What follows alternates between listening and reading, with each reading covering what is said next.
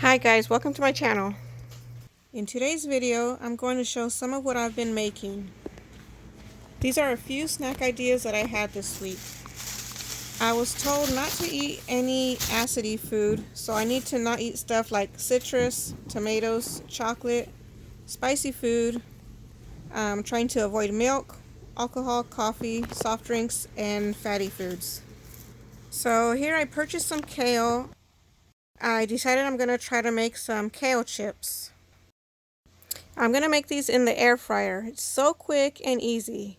There's no waiting for it to preheat or anything. Just takes about 5 or 6 minutes and they're done.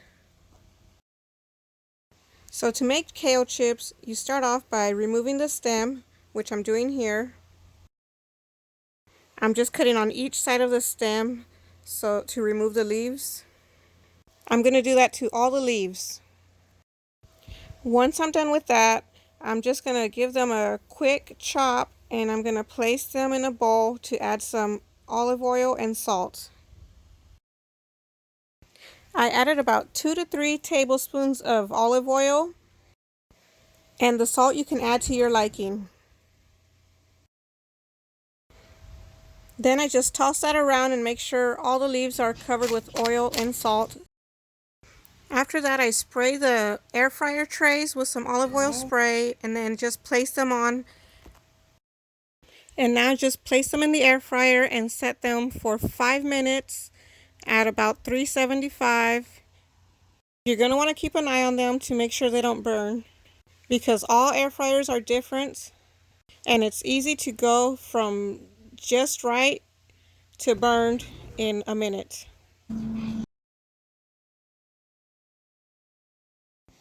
Next, I have some leftover watermelon. So today I felt like having it as a drink.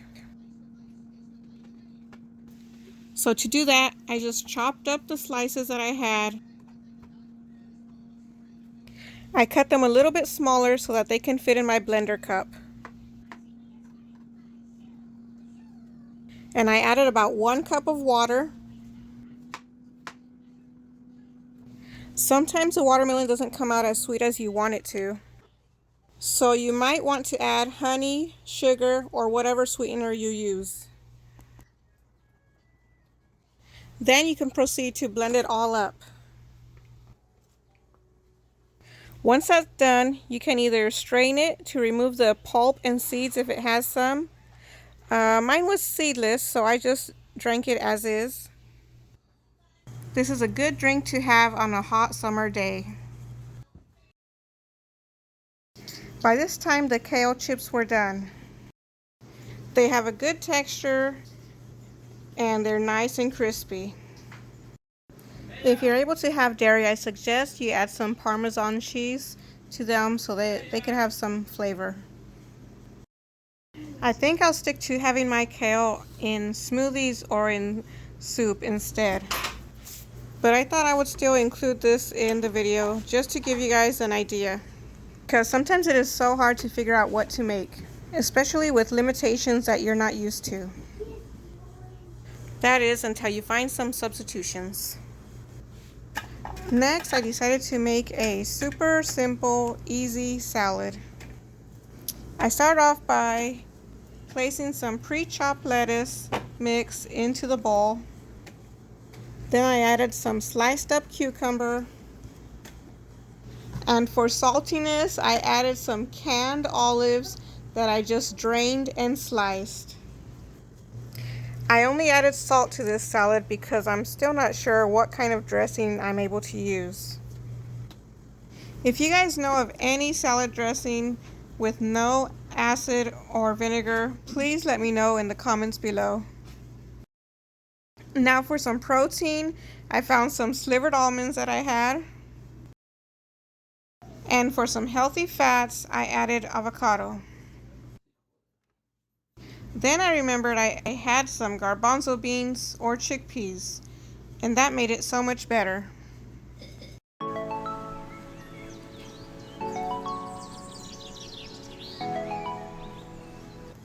Now, last but not least, for my sweet tooth, I'm going to make some peanut butter balls. There's so many variations to this recipe. So here's one of them.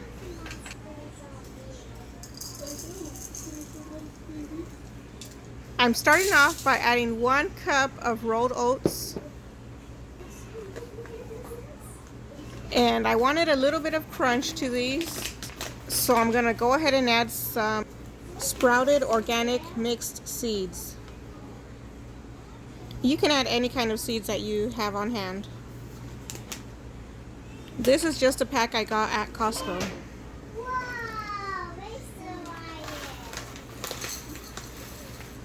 I'm adding 1/3 cup of the seeds.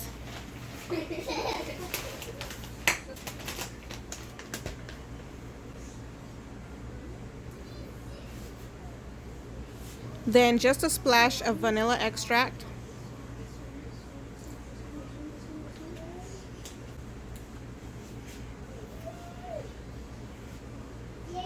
I added 2 tablespoons of honey.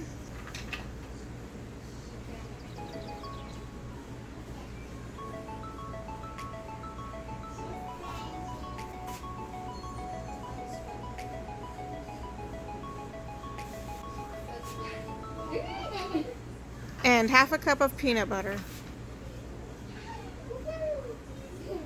You could also use almond butter or any kind of nut butter you have on hand. Next, you just mix everything all together.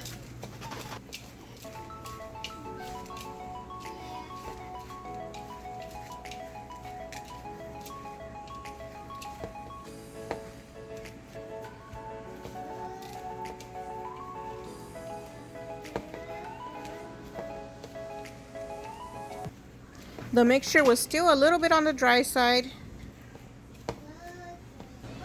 so I decided to add in a splash of vanilla almond milk and continued mixing till it all came together.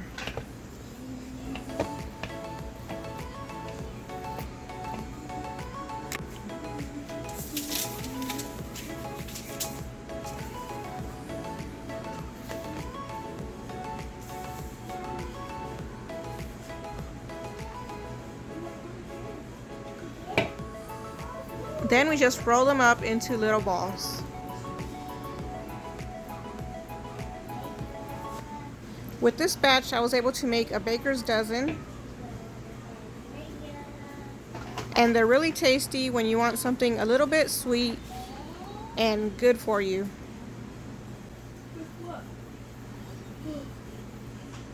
If any of you have had gastritis or stomach ulcers, let me know what foods you ate or avoided to heal your gut.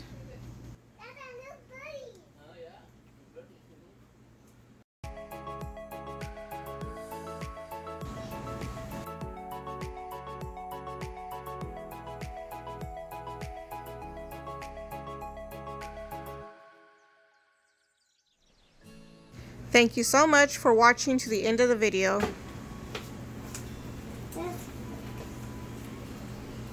Please like and subscribe, and I'll see you next time. Open your eyes.